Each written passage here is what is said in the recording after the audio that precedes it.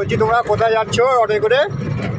আমরা অটোতে করে যাচ্ছি এখন বর্তমান ধর্মতলাতে আমাদের একটি কর্মসূচি আছে। সেই কর্মসূচিটা হচ্ছে ধর্ণামঞ্চ, এবং এই ধর্ণামঞ্চ যে কারণে ডাকা হয়েছে, সর্বপ্রথম যে আমাদের দেশের সরকার, ভারতবর্ষের সরকার 2025 ওয়াকফ আইনের বিরুদ্ধে যে কালা কানুন জারি করেছে, সেই কালা কানুন বাতিলের দাবিতে আমরা যাচ্ছি।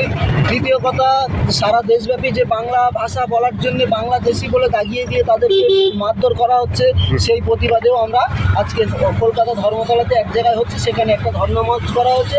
টানা 7 দিনের ধর্ণামঞ্চ, যে যেখান থেকে দেখবেন শেয়ার করবেন এবং সকলে উপস্থিত থাকার চেষ্টা করবেন, এই ধর্ণামঞ্চে আসার সকলের চেষ্টা করবেন।